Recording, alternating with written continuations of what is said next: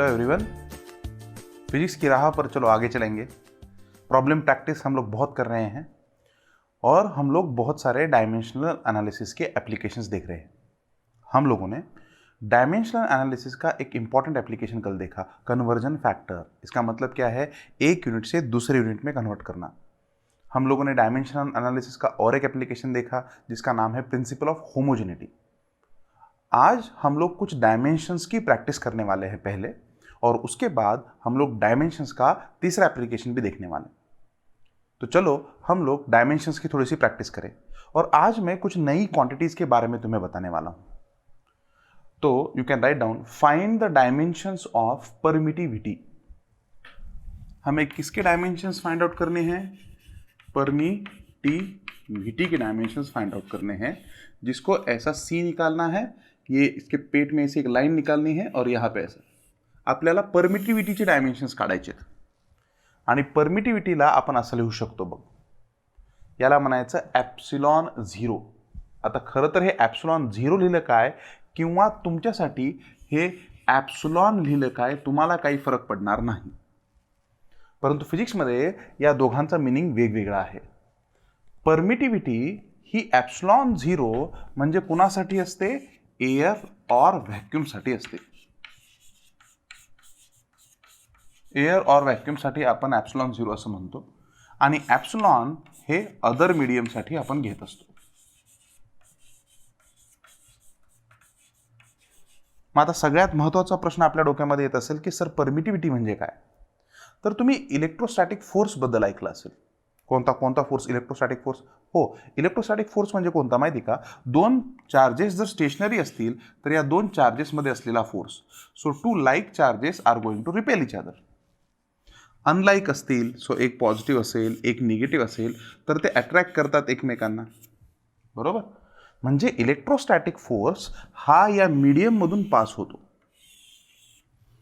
असं थोडी आहे रिपल्शन की पॉझिटिव्ह मधून हात निघाला आणि त्या दुसऱ्या पॉझिटिव्हला असा हात टाकून धक्का दिला, असला थोडी फोर्स आहे तो। तशा प्रकारचा फोर्स थोडी आहे हा। कशा प्रकारचा फोर्स आहे की जो हवेतून ट्रान्सफर होतो, मीडियममधून ट्रान्सफर होतो, यांच्यामध्ये पेपर असेल तर त्याच्यामधून ट्रान्सफर होतो। सो हा इलेक्ट्रोस्टॅटिक फोर्स असा ट्रान्सफर होतो, इनव्हिजिबल आहे। ज्या ठिकाणी रिपल्शन त्या ठिकाणी रिपल्शन, आणि ज्या ठिकाणी अट्रॅक्शन त्या ठिकाणी अट्रॅक्शन।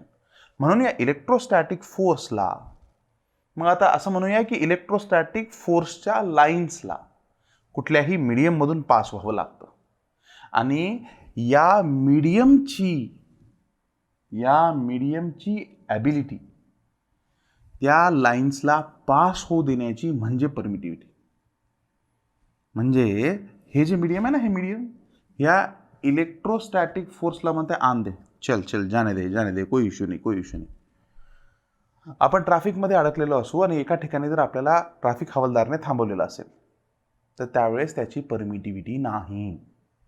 पण ज्यावेळेस ट्रॅफिक हवालदार इकडची लाईन थांबवतो आणि आपल्याला जायचा इशारा करतो, म्हणजे याचा अर्थ काय होतो की इकडच्या सगळ्या ट्रॅफिकला तो अलाऊ करतोय जायला। यांना सगळ्यांना म्हणतोय की तुम्ही या रोडनी पास व्हा।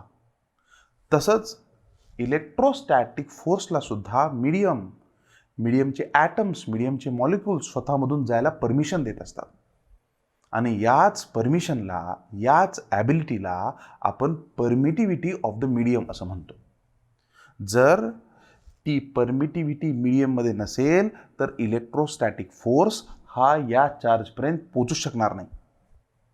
सो महत्त्वाची प्रॉपर्टी आहे परमिटिव्हिटी म्हणजे काय? इलेक्ट्रोस्टॅटिक फोर्सला पास होऊ देण्याची ॲबिलिटी, जाऊ देण्याची ॲबिलिटी। मधून जा, माझ्या ॲटम्समधून जा, माझ्या एम्प्टी स्पेसमधून जा। कुठल्याही मीडियमच्या दोन ॲटम्समध्ये एम्प्टी स्पेस असेल ना, तर त्याच्यामधून तो इलेक्ट्रोस्टॅटिक फोर्स असा पास होऊ शकतो, आणि या पास होऊ देण्याच्या ॲबिलिटीला आपण म्हणतो परमिटिव्हिटी। हां, आता ही परमिटिव्हिटी एअरसाठी आणि अदर मीडियमसाठी वेगवेगळी आहे, पण आपल्याला काही करायची गरज नाही, कारण परमिटिव्हिटी ही तुमच्यासाठी एक फिजिकल क्वांटिटी आहे। काय आहे? Physical quantity.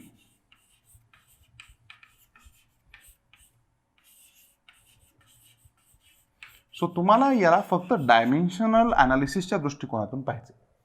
याचे डायमेन्शन्स काय आहेत तुम्हाला कॅल्क्युलेट करायचे। मग ज्यावेळेस पहिल्यांदा कुलोम्बनी लॉ लिहिला ना, जसा ग्रॅव्हिटेशनचा लॉ आहे पहा, है ना. ग्रॅव्हिटेशनचा लॉ आपल्याला काय सांगतो, force is directly proportional to product of masses inversely proportional to square of distance between them. तसाच कुलोम्स लॉ लिहिण्यात आला. Coulomb's law. आणि हा कुलोम्स लॉ याने कसा लिहिला, force is directly proportional to product of charges Q1 Q2 and inversely proportional to the square of distance between them. आणि मग मित्रांनो याला इक्वल टू करण्यासाठी इथे एक कॉन्स्टंट घ्यावा लागला, त्याला 1/4 ॲप्सिलॉन असं म्हणतात. ॲप्सिलॉन 0 जर मी लिहिलं तर तो लॉ एअर किंवा व्हॅक्यूमसाठी झाला, आणि फक्त ॲप्सिलॉन लिहिलं तर तो लॉ सर्व मीडियमसाठी झाला. आता आपल्याला काय करायचं आहे की कुठला मीडियम आणि काय, आपलं टार्गेट काय आहे, याचे डायमेन्शन्स फाइंड आउट करणे. चला, या ठिकाणी आपल्याला म्हणता येईल Q1 Q2 divided by R². मग यामध्ये सर्वात महत्त्वाच्या क्वांटिटी कोणत्या आहेत, फोर्स है ना. मग फोर्सचे डायमेन्शन्स आपल्याला माहिती आहेत का, हो सर. काय आहे, L1 M1 T⁻⁻². चार्जचे डायमेन्शन्स माहिती आहेत का, हो सर. कसं आहे, चार्जला आपण कसं घेतो, चार्जचा फॉर्म्युला आपण कसं सांगतो, करंट इंटू टाईम. हा चार्जचा फॉर्म्युला आहे ना, करंट इंटू टाईम. म्हणजे याचे डायमेन्शन्स काय झाले, AT, म्हणजे Aचा पॉवर 1 Tचा पॉवर 1, आणि R तर डिस्टन्सच आहे. मग हे सगळे डायमेन्शन्स आपण या फॉर्म्युल्यामध्ये ठेवू आणि या ॲप्सिलॉनला काढायचा प्रयत्न करू. आता सगळ्यात महत्त्वाचं, सर हे 4π हा न्यूमरिकल कॉन्स्टंट आहे बेटा,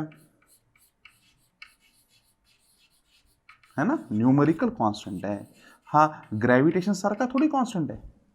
इथं जो G येतो तो ग्रॅव्हिटेशनल कॉन्स्टंट आहे, है ना.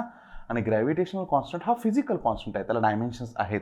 पण इथे हे 4 नंबर आहे आणि हा पायची व्हॅल्यू तर आपल्या सगळ्यांना माहिती आहे 22/7 किंवा 3.14.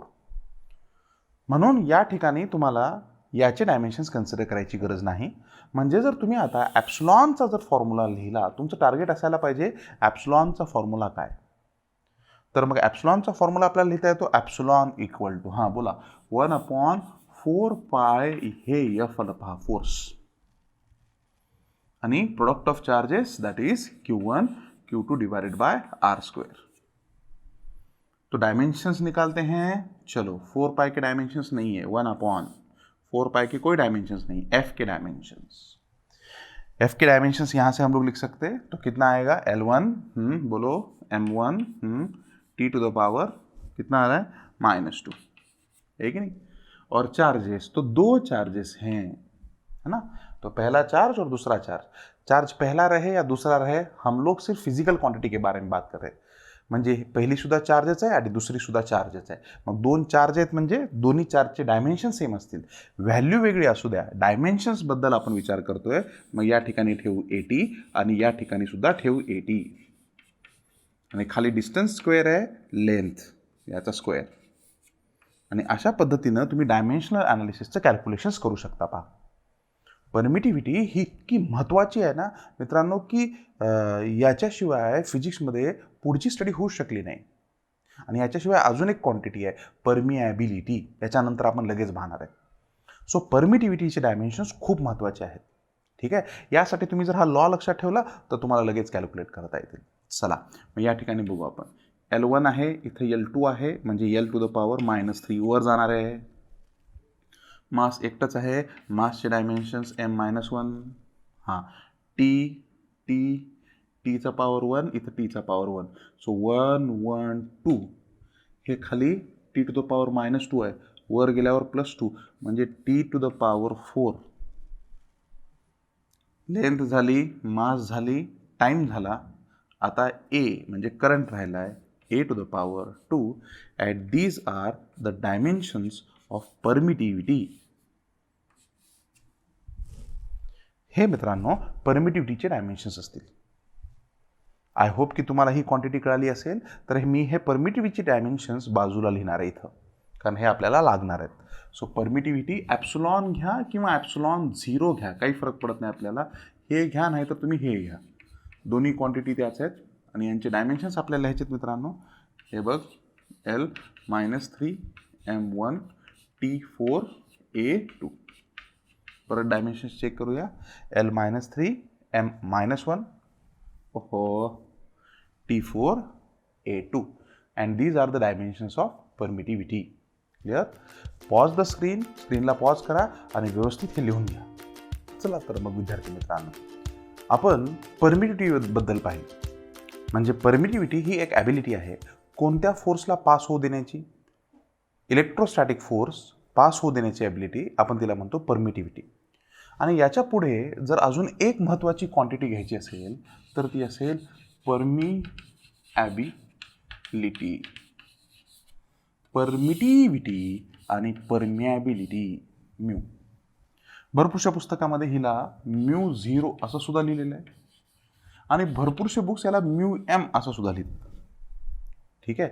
आता सर परमिटिव्हिटी ही इलेक्ट्रोस्टॅटिक्सशी निगडीत आहे. म्हणजे कशाशी निगडीत आहे? Static charge.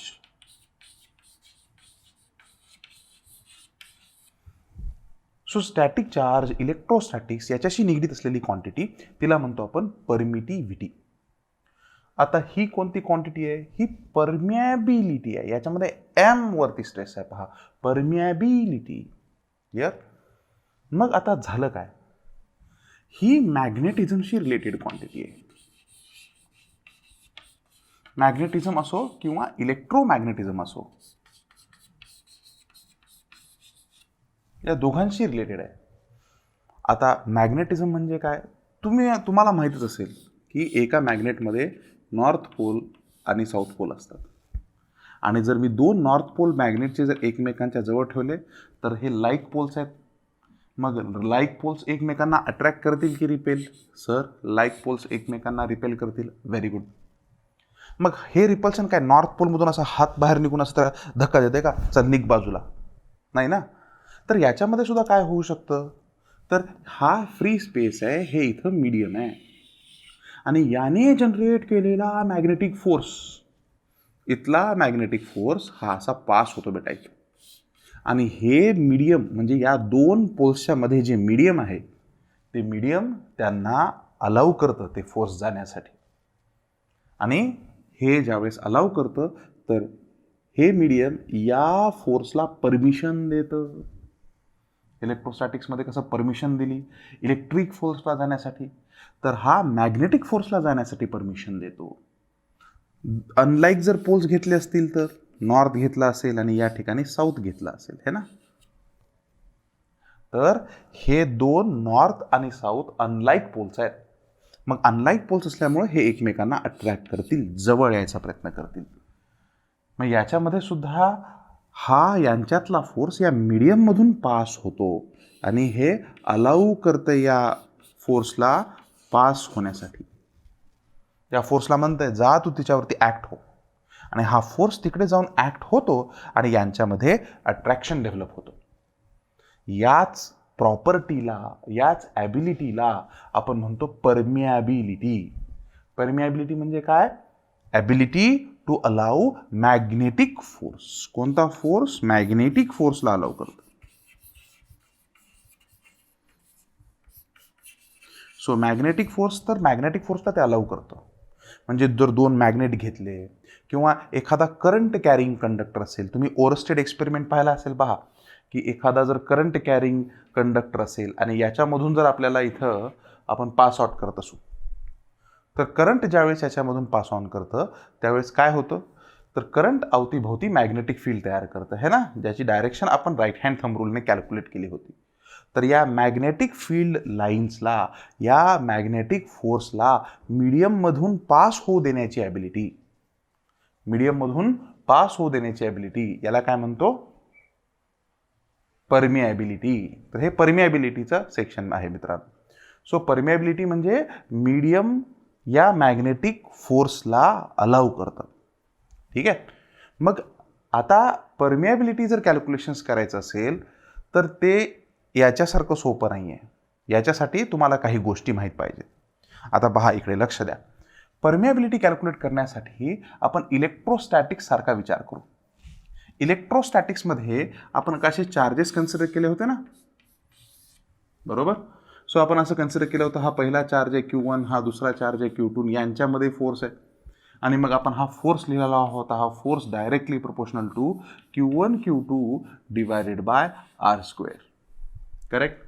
मग आता आपल्याला मॅग्नेटिझममध्ये सुद्धा विचार करताना असे चार्जेस घ्यावे लागतील, है ना. मग असं इमॅजिन करावं लागेल की जो हा पोल आहे तुमच्याकडे, हा जो नॉर्थ पोल आहे, साऊथ पोल आहे, कुठला का पोल असत नाही, त्या ठिकाणी आपण असं इमॅजिन करतो की या ठिकाणी +m चार्ज असा प्रेझेंट आहे. So this is just imagination.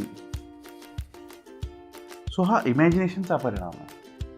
आपण असं इमॅजिन केलं या ठिकाणी की नॉर्थ पोल मध्ये पॉझिटिव्ह चार्ज प्रेझेंट आहे आणि या पॉझिटिव्ह चार्जला आपण म्हणतो पोल स्ट्रेंथ. काय म्हणतो आपण? Pole strength.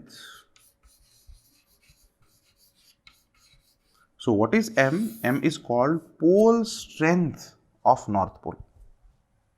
सपोज इकडच्या साईडला साऊथ पोल प्रेझेंट आहे, मग हा मॅग्नेटचा आपण साऊथ पोल असा मार्क केला. हे सुद्धा इमॅजिनेशनच आहे मित्रांनो. किंवा एखाद्या मॅग्नेटला जर तुम्ही कट केलं तर त्याचे पोल्स तुम्हाला वेगळे करता येतात का? नाही, कारण इमॅजिनेशनला कसं कट करणार. आणि मेन म्हणजे हे पोल्स मॅग्नेटच्या सरफेसपासून थोडेसे मध्ये असतात.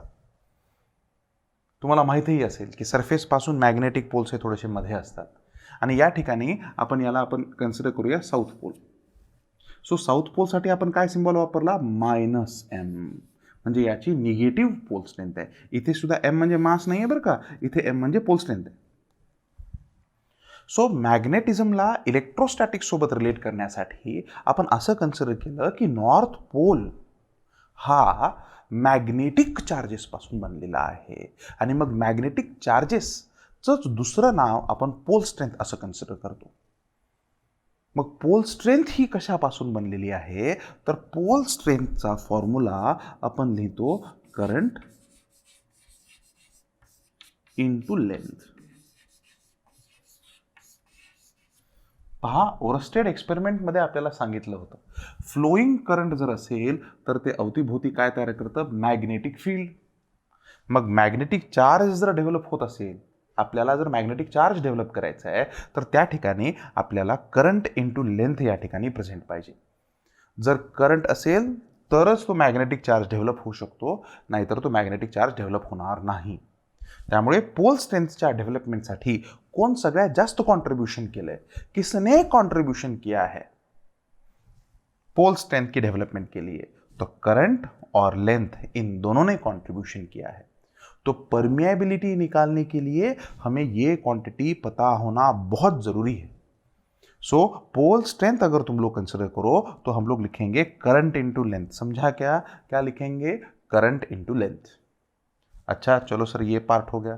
तो पोल स्ट्रेंथ के डायमेंशंस हम लोग निकाल सकते हैं क्या? हाँ सर. तो चलो M, पोल स्ट्रेंथ का फॉर्मूला हमारे पास आ गया. करंट हमारे पास है I और लेंथ हमारे पास है L. तो यहाँ से हम लोग लिख सकते हैं करंट, है ना, करंट के डायमेंशंस एम्पियर बराबर, और लेंथ के डायमेंशंस L1. तो हमारे पास ये पोल स्ट्रेंथ के डायमेंशंस आ गए. तो परमेबिलिटी के स्टडी करने के लिए सबसे पहले मैग्नेटिज्म को इलेक्ट्रोस्टैटिक्स के साथ रिलेट करना इंपॉर्टेंट है. और एक बार मैग्नेटिज्म को तुम लोगों ने इलेक्ट्रोस्टैटिक्स के साथ रिलेट कर दिया तो तब तुम लोग कैलकुलेट कर सकते हो यहां पे पोल स्ट्रेंथ. और pole strength is nothing but like magnetic charge, electrostatic charge, magnetic charge. North pole +m, south pole -m. North pole positive magnetic charge, south pole negative magnetic charge. अब देखो, unlike charges will attract each other, इसलिए ये attraction का force develop होता है और ये medium से pass होता है. तो इसी परमेबिलिटी के बारे में हम लोग बात कर रहे हैं. लेकिन जब तक हम लोग पोल स्ट्रेंथ के डायमेंशंस नहीं निकालेंगे ना, तब तक परमेबिलिटी के डायमेंशंस नहीं निकाल सकते. परमेबिलिटीचे डायमेंशन्स आपण तोपर्यंत काढू शकत नाहीत. लक्षात आलं असेल तर पोल स्ट्रेंथ महत्वाची डायमेन्शन्स. स्क्रीनला पॉज करा, लिहून घ्या.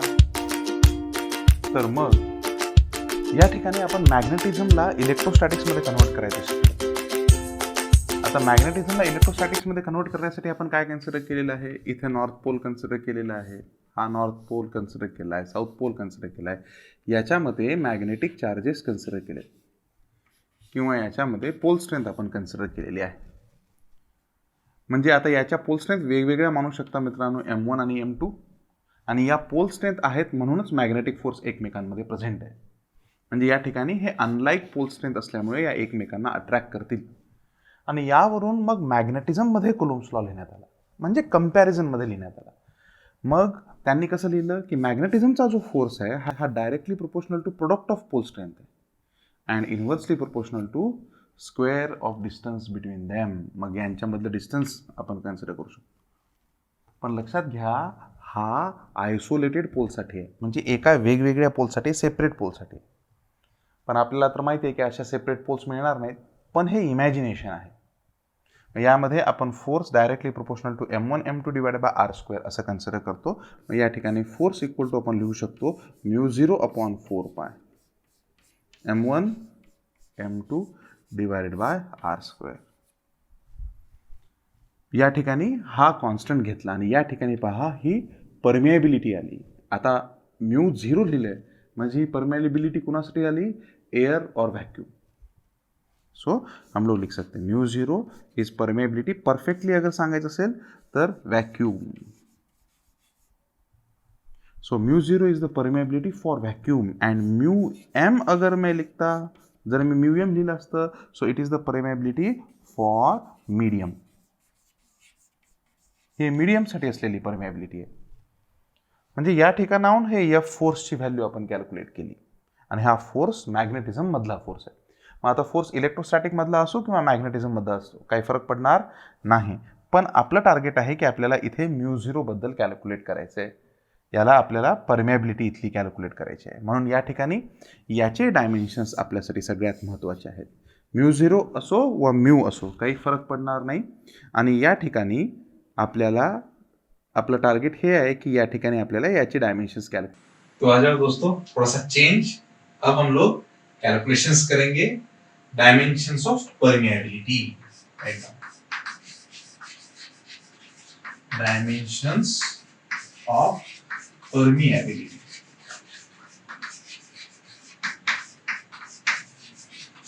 ये वैक्यूम का मैंने कंसीडर किया है, इसलिए तुम लोग μ0 इसको कंसीडर कर सकते हो. और इसका बेसिक मैंने पूरा का पूरा बताया. इसका फॉर्मूला हम लोगों ने अभी देखा. तो हम लोगों ने क्या देखा अभी? F इक्वल टू μ0/4π एंड यहाँ पे हम लोगों ने लिखा M1 M2 divided by R². अब हमको μ0 के डायमेंशंस निकालने हैं, तो यहाँ पे 4πr² डिवाइडेड बाय यहाँ पे आएगा M1 और यहाँ पे आएगा M2. ठीक है, तो ये 4πr² इधर लिया और M1 M2 मैंने नीचे लिया. अब फोर्स के डायमेंशंस हमें पता है, L1 M1 t to the power -1.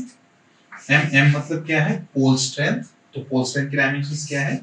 Current into length.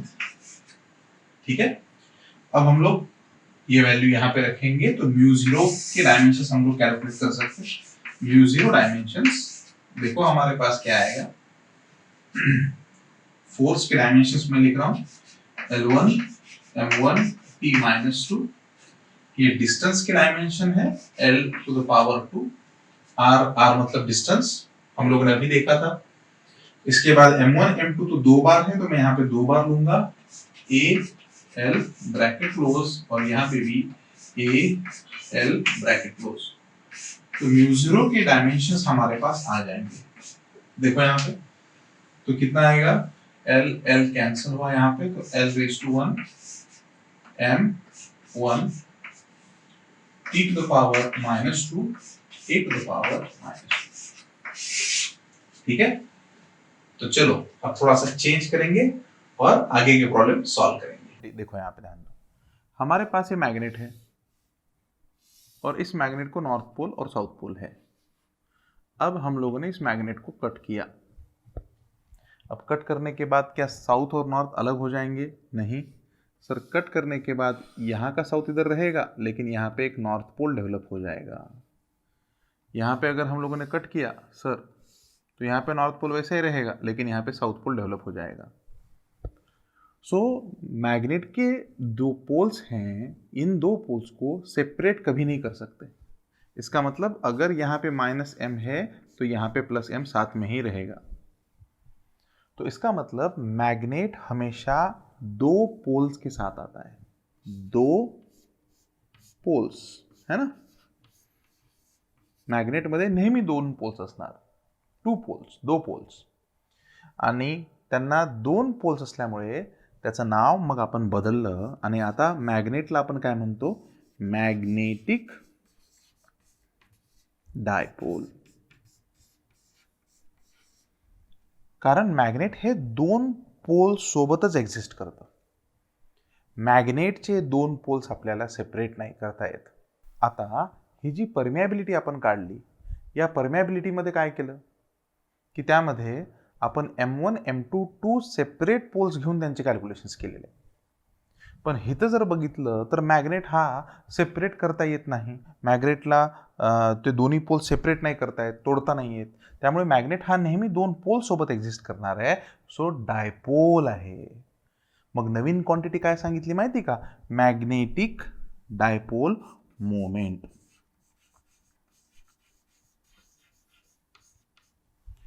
Normally फिजिक्समध्ये मोमेंट जर शब्द आला तर या शब्दाचा अर्थ काय होत असतो माहिती का, मल्टिप्लाय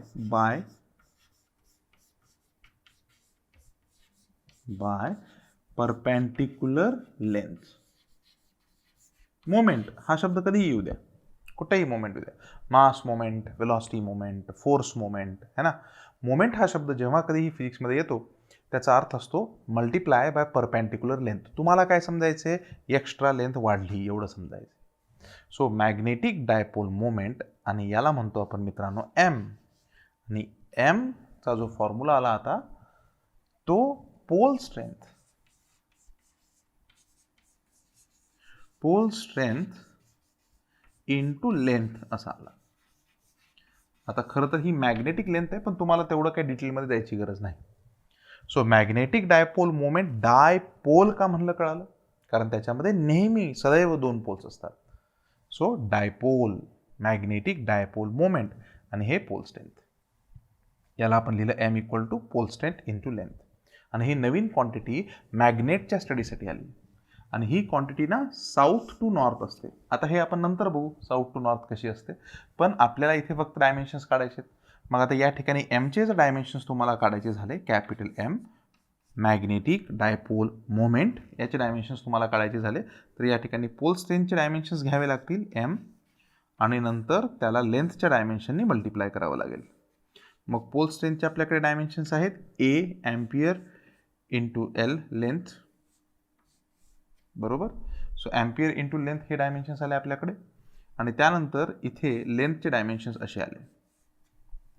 म्हणून डायपोल मोमेंटचे डायमेन्शन्स आपण लिहू शकतो, ए एकटाच आहे इथं ए, आणि एल दोनदा आहे, so L to the power 2. These are the dimensions of magnetic dipole moment. आणि एकदा का डायमेन्शन्स मिळाले तर आपण त्याचं युनिट ही काढू शकतो. सांगा बरं युनिट कसं काढता येईल, ॲम्पियरचं युनिट सांगा, म्हणजेच करंट ॲम्पियर, आणि length metre square. So ampere represent करते करंट, सो हे, आणि लेंथ मीटर स्क्वेअर. भरपूरशा बुक्समध्ये त्याला असंही लिहिलं आहे बरं का, याच्यामध्ये काही चुकीचं नाही. या ठिकाणी I and L to the power 2 असं लिहिलं तरी काही चुकीचं नाही, कारण आय आणि ए या दोन्ही करंटच रिप्रेझेंट करतात. क्लिअर. म्हणजे या ठिकाणी आपण परमिॲबिलिटी पाहिली, पण परमिॲबिलिटी काढण्यासाठी आपल्याला एका फिजिक्सच्या कॉन्सेप्टची गरज पडली. कोणता कॉन्सेप्ट होता तो, पोल स्ट्रेंथ. पोल स्ट्रेंथ म्हणजे काय, करंट इंटू लेंथ.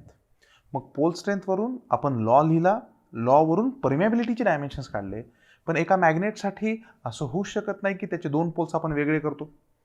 त्यामुळे त्याच्या दोन पोल्सशी रिलेटेड असलेली quantity magnetic dipole moment calculate केली, तिचे डायमेन्शन्स आणि युनिट पाहिले. चला पुढे चलू.